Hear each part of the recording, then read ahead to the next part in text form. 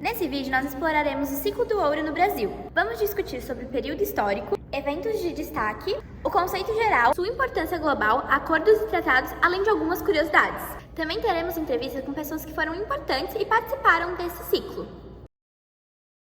Vamos começar falando do período histórico. O ciclo do ouro compreende entre o século XVII e XVIII, principalmente em Minas Gerais. Esse período foi marcado por transformações significativas, com a descoberta e exploração intensiva dos recursos minerais. O ciclo foi um elemento-chave na história da colônia brasileira, impactando profundamente a economia e a sociedade.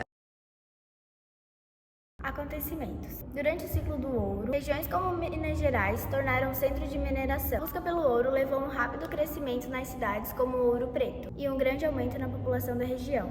Isso foi resultado da corrida direta pelo ouro, que atraiu pessoas de todo o Brasil. Conceito geral. O ciclo do ouro é caracterizado por uma busca incessante por ouro, diamantes e outros minerais preciosos. Este período foi marcado pela exploração massiva desses recursos naturais, com o objetivo de enriquecer a coroa portuguesa e a elite colonial. Essa busca por riqueza teve implicações significativas na economia do Brasil colonial. Relação com a história global. A relevância do ciclo do ouro ultrapassou as fronteiras do Brasil. O ouro era exportado para Portugal, financiando a economia colonial e desempenhando um papel essencial no comércio global da época. Isso fez com que o ciclo do ouro brasileiro se tornasse parte integrante da história global. Acordos e tratos. Durante o ciclo do ouro, acordos e tratados desempenharam um papel fundamental. Um exemplo notável é o Tratado de Mitwin, que estabeleceu relações comerciais entre Portugal e o Brasil.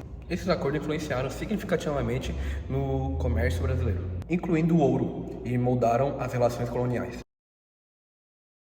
Rotas de ouro. As rotas de ouro desempenharam um papel crucial no transporte das riquezas.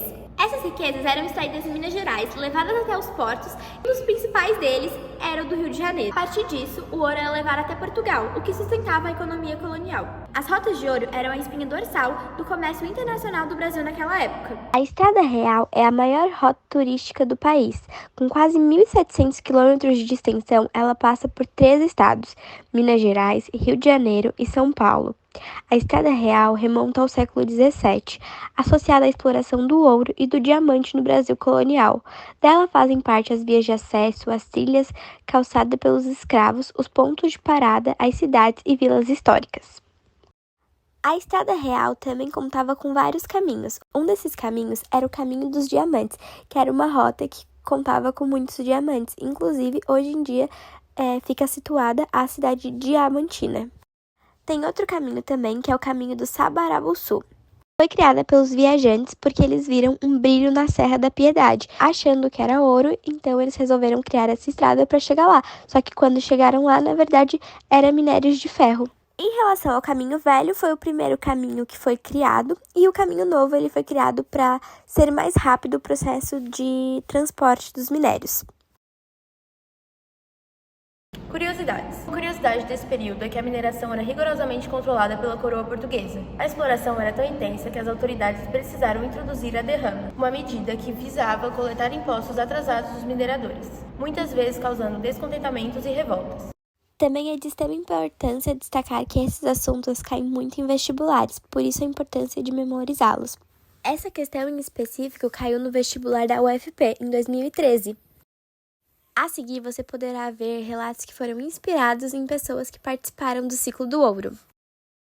Oi, hoje eu estou aqui com o Gilberto, que foi minerador durante o período do ciclo do ouro. E ele está convidado, a gente trouxe ele aqui para ele relatar um pouquinho da sua história, um pouquinho da sua experiência durante o minerador. Pode falar um pouquinho pra gente, Gilberto? Foi uma experiência muito difícil e desafiadora, mas eu não quis desistir porque eu tinha o sonho de ficar muito rico nesse ramo. Eu imagino que realmente tenha sido algo muito desafiador para você e que passou por muitas dificuldades, não é mesmo? Valeu a pena porque eu participei da história e consegui ter essa habilidade financeira que eu tanto queria. E agora eu tô aqui com o Pedro, que vai nos contar um pouquinho sobre a sua luta contra a coroa portuguesa durante o ciclo do ouro. Lutar pela independência era uma causa nobre, organizando movimentos para protestar contra os altos impostos e a exploração. Meu papel era liderar nossos compatriotas em busca da nossa liberdade. Estamos aqui com o Sr. Antônio. Nos conte como foi sua vida de comerciante na época do ciclo do ouro. Como comerciante, eu era um intermediário vital nesse período. Fornecia os bens necessários aos mineradores e transportava o ouro para os portos. O comércio era arriscado, mas também lucrativo. Esse período não foi um período muito calmo. aconteceram várias revoltas durante esse período, e entre elas estão a Guerra dos Emboabas, que aconteceu entre os anos de 1707 e 1709 no estado de Minas Gerais.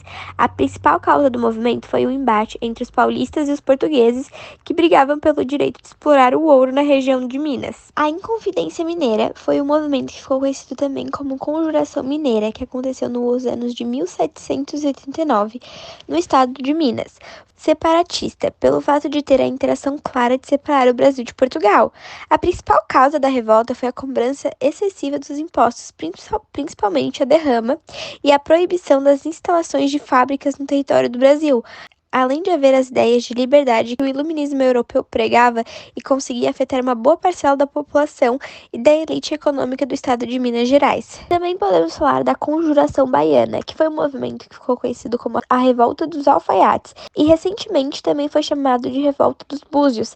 Ela aconteceu no ano de 1798, na então Capitania da Bahia, no Brasil colônia.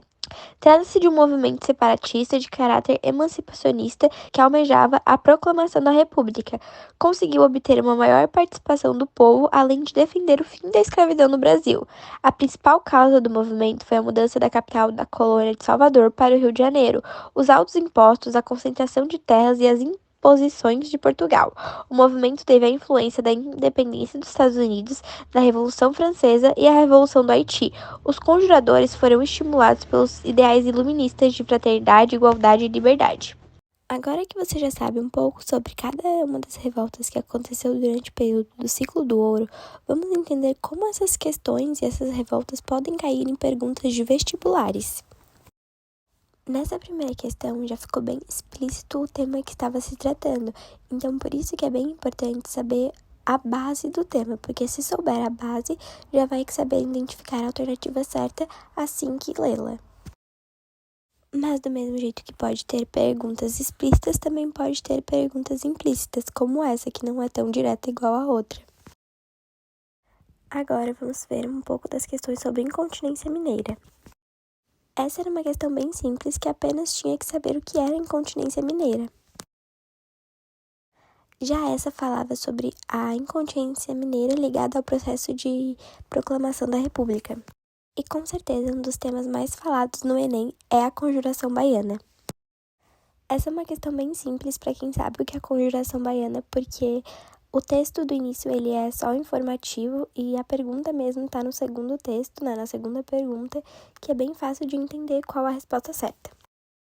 Outra pergunta bem simples que é só responder um dos objetivos da Conjuração Baiana.